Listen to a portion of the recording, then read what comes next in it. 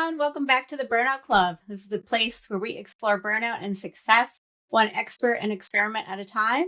I'm your host, Patrice Bonfiglio, and today I'm joined by Nikisha Bailey. She is the co-founder of WinWin Coffee. And I personally am drinking some right now because it's delicious, and she has an Ethiopian coffee that I love. So welcome to the show, Nikisha. Thank you so much for having me, Patrice. And thank you. Get you a podcaster that, supports your brand. So I appreciate that. Yeah. And I would not drink it if I don't like it. So that was all you for creating something that's wonderful. Thank you. And for the listeners, I actually tasted her coffee before I even thought about having her on the show. She had a tasting for the group Chief in New York City. And that was a few months back. So I knew I just needed to unravel the full story because you are a fascinating person and have gotten to a kind of pinnacle of your career in multiple industries. So why don't you just start us off with how you want to introduce WinWin Coffee and yourself?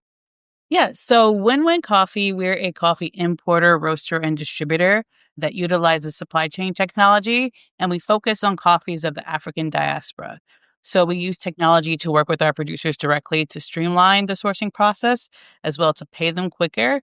And then that way we're able to offer, some of the freshest coffee for some of the best rates here in the US. But we also allow for other brands to use our technology as well to white label. So they also have access to all of our co-packers, all of our distributors, all of our producers through this network that we've been able to build. It seemed like you were just solving multiple problems like at once. Like that seems like a good recipe for success. But start us back at the beginning. How did you even know that you wanted to get involved with coffee? So prior to my coffee life, my former life, but still kind of my current life, I worked in the music industry for a long time. I was the first person in my family to be able to attend college, to work in corporate America. So that was just like a, abrupt, rude awakening. Once I was working in the industry, I started interning at Atlantic Records. I moved from Missouri to New York right after I finished college, and was able to get a job at Atlantic Records, fortunately. So I interned there. I was able to get hired about a year later and really thought that was going to be my life. Like I wanted to work in music. I was working in music. I got a foot in the door. Um, and throughout the years, I think that just kind of became who I was, like seeing problems and realizing how to fix them. Like one, just to take things off of your plate. Like you don't want to be sending 1,000 emails or following up 1,000 times to get something done. So just always looking to do things like more quickly, efficiently, and streamlined. Through the course of my career in the music industry, working in labels, which was about 12 years, I felt like I wanted more, but I wasn't really sure. During the pandemic, like so many others, you had more time to sit at home. Let me back up a little bit. So 6 months before the pandemic, a longtime friend of mine was like buying property in Philadelphia. We were looking to open a business together, and it was either going to be a coffee shop or a Mexican restaurant. And so we went ahead and did coffee because I was like, okay, I like Mexican food, but I'm not sure if I could, have a competitive Mexican restaurant. But coffee, I worked in coffee as a teenager, always loved coffee. When I would travel to different cities with different artists, I would visit a local cafe. Mm-hmm. And so that's kind of where my taste of entrepreneurship began, was with having that brick and mortar, which we opened 6 months before the pandemic. That's The pandemic, timing. yeah, yes, impeccable timing. The pandemic happened and, there was a city mandate where you couldn't be open. And so we thought through other ways that we could, still keep the business name going. We invested a lot of money and resources into the brand and into the name. And we began researching, okay, how do we have our own like consumer product? How do we have our own interest into the supply chain? Mm-hmm. And we ended up working with another coffee company in Philadelphia to bring our first roast to life. And we sold about 3,000 bags of coffee in a very short period of time. And we ended up being that coffee brand's highest seller for the year, I was like, oh my God. And this was like through organic marketing, social media, word of mouth. People were just, very brand loyal and loved our story and wanted to buy the coffee. From there, we were like, okay, this is our brand. We designed the packaging, but they made more of the money because, they had all the infrastructure and the connections. or so we thought. But then that's when we began researching, okay, how do we become roasters? How do we become importers? How do we make our own connections with these producers at different parties to really build out our supply chain? And as we were doing that, we saw all the inefficiencies and things that kind of bottleneck the supply chain. And also learning that farmers earn so much less than, in an industry that generates $500 billion a year. I didn't know that coffee was the second highest traded commodity after oil. Like oil and then coffee just seemed crazy to me. And then to know the conditions that, the vast majority of producers live in was also just jarring to me. When they're the ones that do the hardest part of the work. Like they plant the crop, they watch it. It takes, fresh coffee trees, it takes years for you to actually have a harvest. And so knowing that, we just looked at the industry from a different lens and thought, how can we, work to solve this problem, which has been, it's an age-old problem that's, often overlooked, where the people that grow our food often go to bed hungry. And so my business partner is the technologist. He worked in pharma tech for a long time, and we took some of that infrastructure, found some engineers in Philadelphia, and mapped out all our producers, mapped out our entire supply chain, began working directly with our producers and co-ops, and that's how we got in. Very long story. No, but it seems like you were chipping away at all of the kind of like root causes and all the layers of a business and the complexities in the right order. Do you feel like you got it right? I feel like we're As you still were? working to get it right. I think Okay. where we are right now is the right place to be, is what I like to say, is that That's good. So, what about the emotional component? Because I think you certainly had maybe like a dream job of yours, but I think you also had a dream job of a lot of people out there. So to yeah. leave that and then start something fresh, right? What was that emotional journey like? One of the hardest decisions I ever made was to leave the role that I had at the record label. I'd worked so hard, worked myself from intern to vice president, which was crazy and exhausting. And I think I got to a point because I was like, okay, I'm either, you know, this needs to be my title. Like I either need to know this is like my trajectory for the next couple years, or, at the time I saw so much growth in my coffee business. I was just very curious. And I felt like, and this was me looking back after about 11 years of working in the music industry, that I always had an entrepreneurial mindset, which Mm, is why I think I was able to leave, my hometown, leave all my family, yeah. move to a new city, start fresh. When I first moved to New York, I was walking dogs. I just found a Wow. flyer. I was like, you want to walk dogs and earn money? I was like 22 at the time. I was like, heck yes. So I was just always solving problems, always just chipping away at that next step of my life to get to my goal. Hmm. And then I sat down and I realized that I had reached a certain level in the C-suite, and for me to chip away at that next level was just going to take more time on my energy and resources that I wasn't willing to, barter for the coffee business and the life that I saw me being able to achieve while doing coffee, but also taking some of my time back.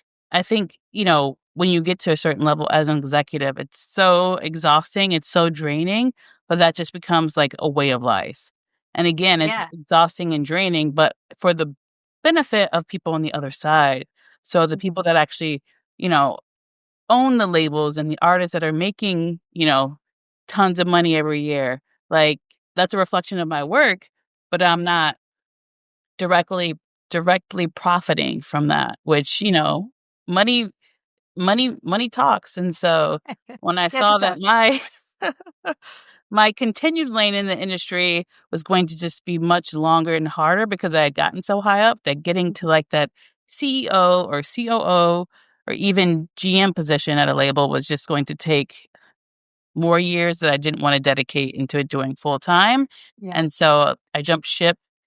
My contract ended in 2023, and I said, it's been a great ride, but I'm ready for my next adventure.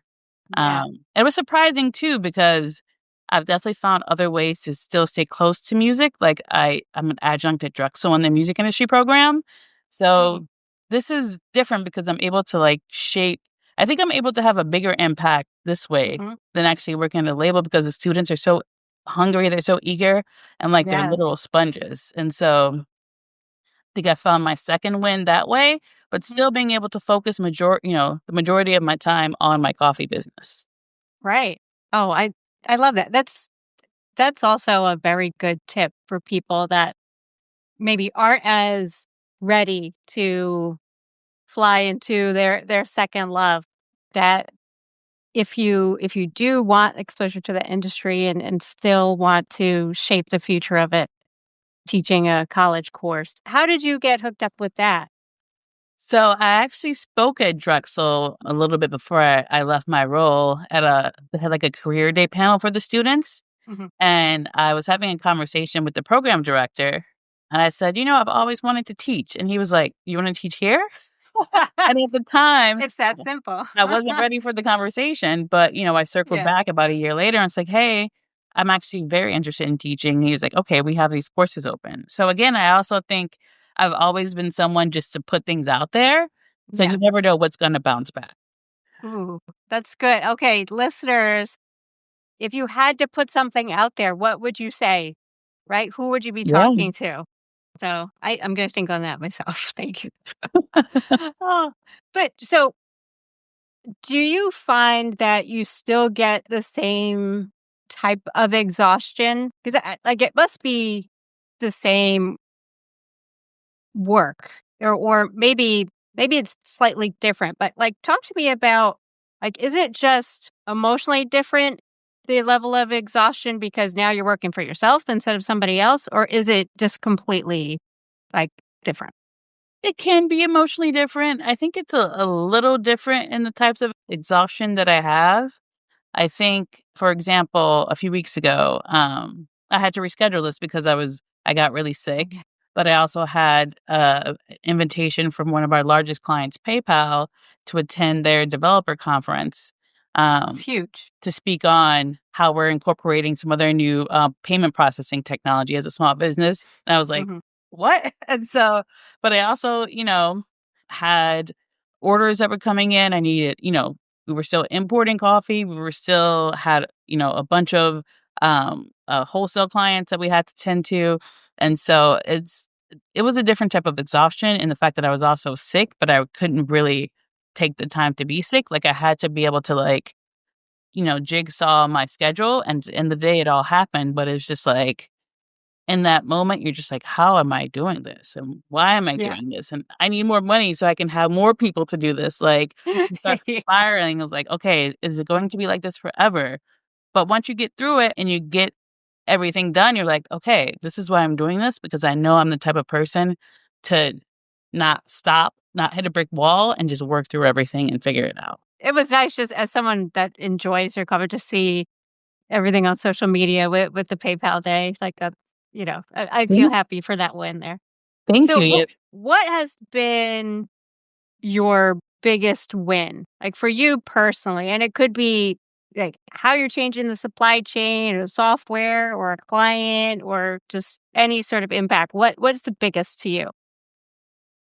I think I'll have two answers to this because one comes from just sustainability, social, economical lens that, being able to directly support these producers goes back to the mantra that I've always believed is that one person can make a difference. And so even if we're playing a small part, just being able to support a marginalized community that contributes so much to the coffee supply chain, it just definitely has a special place in my heart. We were able to, so my business partner and I were invited 2 years ago to judge Colombia's national coffee competition. Oh, And wow. we went there and you're drinking literally like hundreds of different types of coffees from hundreds of different producers throughout a 3-day period. So we probably tried over 200 coffees. Oh, my. And then you rate them and then the winners receive cash prizes and other things. And so when we got to the place where we're giving out the prizes, out of all of these hundreds of producers, we saw a handful of Black producers, women producers, and Indigenous producers. And so we went back Yeah. to the Colombian government, which is the organization that actually organizes the competition annually, and said, hey, we don't see a representation of the work that we do here, and you invited us here for a reason. And Mhm. so we challenged them to go out and find us Indigenous Afro-Colombian and women producers. Mhm. And it took them about 6 months to arrange the trip just because of the infrastructure and the location of the producers. But we were able to travel to this region called Popayan, which is, known as a dangerous region. But we had the safety of the government to get us in and out. And it was about Mm. we landed at the airport. It was about a 4-hour drive into the jungles of Popayan, but we met the most beautiful co-op of producers, Black, Indigenous women, about 1,200 in total, and we were able to buy all their coffee on the spot, and I've purchased their Wow. coffee since. And being able to directly do commerce with them, they were telling us that we were the first people to actually come to them for outside of their country to purchase their coffee, and they had never thought that something like this would happen. And Yeah. people were crying. I was crying because I'm a crybaby. People were praying, you know, even just thinking back to it, it's probably one of the most beautiful things in my life that I've ever done. Oh, that's And then amazing. on the second lens, thinking as like a business owner, so this is Mm. the first year that we owed taxes because we were profitable. Yay. And so we were like, what? We owe taxes? But our tax person was like, no, that's great. You're like, making money. You're 4 years in. Like, this is Yeah. great. Mm. So, Yeah, you have to spin it. Yeah. yeah. Yeah, congrats on that. Thank Congrats you. on both, really. It's it's fascinating that while logistically it seemed difficult to make that trip happen, it seemed relatively easy hearing you say like you talked directly with that government and they made it happen and they made sure that there was the safe sort of passage in between. I don't think people normally would just show up to remote areas of Colombia and try to do business, but like they facilitated that for you. Yeah. So there's a willingness to have business connect with all parts of their society. I think there's an absolute willingness, and coffee is just a commodity that continuously grows. Like the world just drinks more coffee every year, but we are seeing a decrease in farmers because it's a very generational line of work, and so you see younger generations seeing their parents struggle. Much like here in the U.S., you see your parents struggle. That's not the life you want to live. How can I go and find a different life? So you see generations of farmers actually like dying out because the kids don't want to do it. So I think in countries where coffee is such a major export, like when you see in Colombia or in like Ethiopia or Tanzania, you see the government actually playing a role and to kind of like flip this narrative to show people that, oh, okay, it's actually can be still profitable and we should Mhm. keep doing this business. Yeah, it's so fascinating once you take the time to really think about it, and that everyone benefits. Right? I didn't mean to say like it's a win-win, but Yeah. for the brand. But is that how the name came about? We're bringing great coffee to our clients, but we also have a very mission driven business. So we hope to be a win win on both sides, or we are a win win on both sides. Yeah. Okay. Yeah, now it all makes sense. I Yeah, get it. we love a win. So do I. Oh. Now, talk to me about the technology piece a little bit, because it seems like when you add technology to something, it may be more likely to succeed. Did you find like that was a necessary component to the success, or is it just something that's interesting that you or your co-founder was good at doing? I think just thinking of our story and the work that we wanted to do, it was a necessary component because Mm. technology speeds up everything. Yeah. So us being able to have a larger impact, us being able to bring on larger clients, technology has been involved in that process from start to finish. And even just thinking of how we work with some of our partners, like with PayPal, like they're incorporating, being able to use crypto and different, ways to pay our producers much quicker globally. And so I think in the lens of, maybe leveling out some of these inequities in supply chain, it's going to take technology, which on the end, it's also from our side, it takes education, especially when it comes to like the producer level of how this technology can enable them to take more control of the work that they do and also to get paid quicker. Mm. Can you talk a little bit more about that? So, like, how does the technology help them? get paid faster? What's actually happening in the software?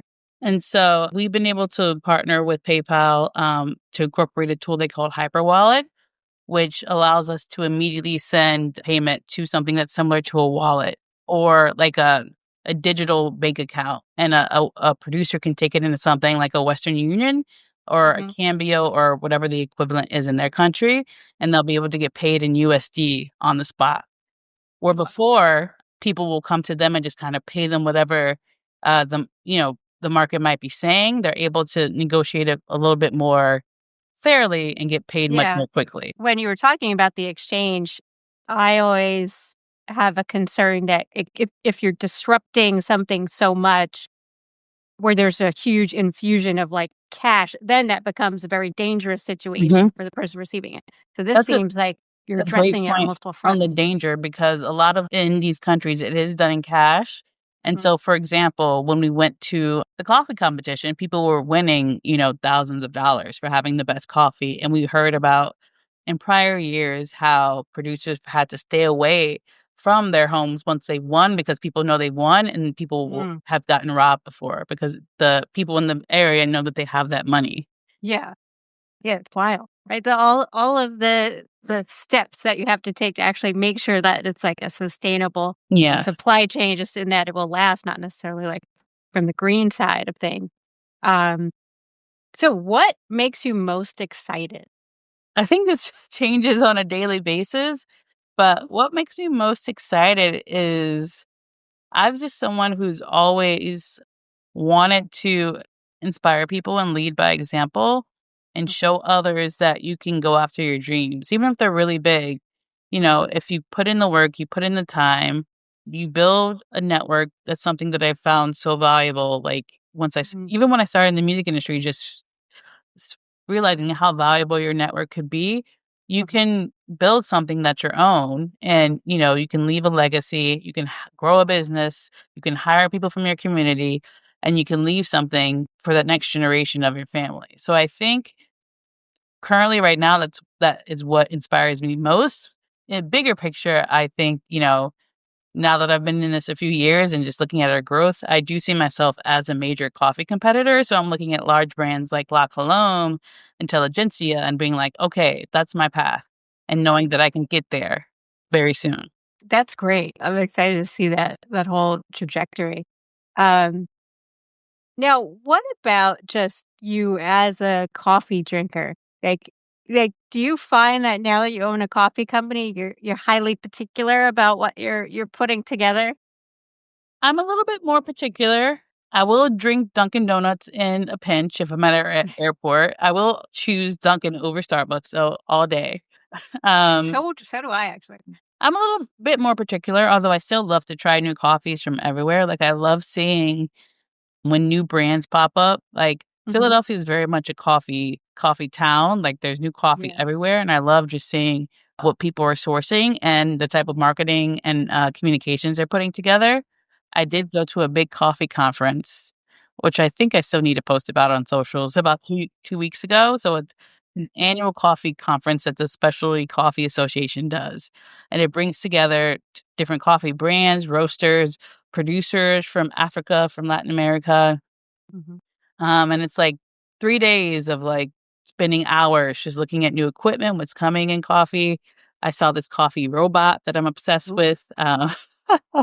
Meeting, different producers. We made a great relationship 2 conferences ago with this producer from Uganda, and we're finally going to have their coffee this summer.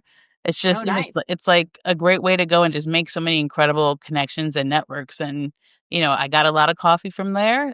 I have Mhm. like about 6 months of coffee to drink through. So I will say it's probably a little bit more picky than average, but I still try coffee. I will Mhm. not though when I go home. My mom still drinks Folgers, but when I'm Okay. home, we drink WinWin. So I cannot drink Folgers. Ah, That's where I draw the line. you can't change a whole generation of Yes. people. Oh, that's great. What about, like, some of your other habits? Like, what do you infuse in your day or routine that just brings you joy? Because for a lot of people, it's a cup of coffee. What is Mhm. it for you? I think for me, it's still the cup of coffee. It's my morning routine. Like I've come to enjoy a slow morning or still morning, and so not scheduling meetings too early, not getting on email too early, and just taking the time to have a coffee, walk my dog, get prepped for the day, and really just have like an actual morning. I've also come to really enjoy my weekends, also realizing that a lot of my friends and colleagues still work Monday through Friday, having time on the weekends to spend with them, to try a new restaurant, to go on a weekend trip, are things that I find just that's what I like to do. I think that's a good question. Like, do you actually feel that you have a morning? And I think many people would say no. And are you one of the I wake up at 4 a.m. people to have your morning? No, I'm closer to 6 a.m. Okay. I used to be that 4 a.m. person, but I was like, I'm much better at 6 a.m. I naturally just go to bed late, and I used to always try to change that, but part of it I think was working in music for so long. I just have a late night tendency, and so now I'll be in bed by around 10 or 11 versus 2 or 3 in the morning. But Yeah. if I'm in bed by 11, I'm gonna get up at 6. So Yeah. not everybody has to get up at 4 a.m. or 5 a.m. There was a period where I did that after like Lehman collapse. And after that, I never want to do that again. Yeah. I don't love uh the morning at 4 a.m. That's other people do that. That's great for them. It won't be me. Same. Oh. So now on the music side, right? How do you keep that love and that zest alive in music? Like what's your favorite thing that you're listening to? How do you interact with the industry now? Coco Jones has a new album. She's an R&B singer. It's incredible. I'm also obsessed with this DJ from Zimbabwe called DJ Night Freak. Just Oh, incredible, like Afro house music. So I still sit on the board of trustees for the Grammys for the Recording Academy, and so I'm pretty active in that. So I keep abreast of all the new music that comes out. I still attend the Grammys annually, so I'm still plugged in that regard. And I then love that. You're being so able understated, right? You didn't include that in your intro. You didn't say anything about it. You're like, I just want to teach the students. Meanwhile, like I saw the photos. I knew you were at the Grammys and you're on the board. Okay. there's a few layers. So just last week I teach a artist representation class, and I give my students all these mock products or mock projects, and one of them was to create management companies, and they were pitching themselves to artists for the artists to work with them. Well, they thought they were pitching to me. I zoomed in the president of Warner Brothers Records, and they pitched live to him. And so Oh, nice. they were scared, but that's still another way that, I'm still inspired and I'm still connected to music, is being able to bring in those real world connections I've had for decades, almost two Yeah. decades, and, introducing them to my students. The only way to get over the nerves of doing a pitch like that is to just do it. Just do it. Yes. And a couple of them just did it. They went for it and they did great. I said, just talk, let the words come out. But even if they don't sound like the right words you're saying, just keep talking. Oh, that's so funny. Um, it must be great mentoring students at that point in their career. Can you see yourself doing something similar with coffee? Like, is there an education program for people to get into this type of industry? So there's something called the Specialty Coffee Association, which is like a trade and training organization. So I went through there to get trained as a roaster. So they offer Oh, all different types of courses and classes on coffee, from importing, brewing methods, the different types of varietals and origins. But I think I learned just from having a crash course. And even now, I understand that I'm not like the most well versed in coffee. One of my mentors is actually the founder of Intelligentsia, and I met him that's a at good mentor. that same coffee. He was judging alongside us in that Columbia coffee competition, and he just made us feel so welcome. Like, and we were about 2 years in, and here he sold his company a long time ago and doing something else. But he made us Yeah, I feel think you did quite well on that. So, he made us feel so welcomed, and we just had a natural connection. And so I'm carving out time in my schedule this summer to just go spend more time with him because he's working for a coffee company in Colombia. He still does a lot of traveling and does origin trips. And so just that's also something, just making time for me to become more well-versed and educated, I think is like my next layer in the coffee business. And being able to do it alongside someone like that, I'm like, when does that No happen? brainer. I gotta Yeah. do it. Oh, that's fantastic. Um, so now I actually went through a whole bunch of stuff that I wanted to get through. But I want you to just talk directly to the audience. Is there anything you really want them to know, either about you or your business or the industry? I like to think of myself as, your average person who just has great dreams and who has asked a lot of questions and who isn't afraid to hear no and who isn't afraid to chase something down. And so I think the biggest takeaway whenever I do podcasts or I do speaking engagements or even talking to my students or entrepreneurs is that if I can do it, you can do it. Like the road is definitely hard. I've definitely cried. I've definitely laughed. I've definitely been over the moon when that Mhm. when that corporate paycheck stopped coming. I definitely was I was like telling my dog, "All right, we gotta change our lifestyle. Like, you might have to go from the organic food to something else." But if my mom used to always say this, "If there's a will, there's a way." Like, if Mhm. you feel drawn and compelled and pulled to do something, you can figure out a way to do it. The way just might be hard, but you have to figure out how to do hard things to function in life. That's true. Yeah. Everything worthwhile is difficult. Yep. I agree with that. Now, my new barometer is like if I feel a little bit scared, then I do it. Then I know, like, okay, this actually means that something good is going to come out of it because it's Yes. going to push me, right? My last Before time I'm of like, no. feeling very scared was about a month ago. I had auditioned for Shark Tank, and I pitch the business all the time. Been pitching for years, won multiple pitch competitions. We have investors, and I got in front of this producer, and I could not stop sweating, and I felt so scared, but I still did it. Like scary things are always gonna come up when you're an entrepreneur, just because you're doing things you've never done before. Yeah. Oh, I love that because I sweat when I'm scared too.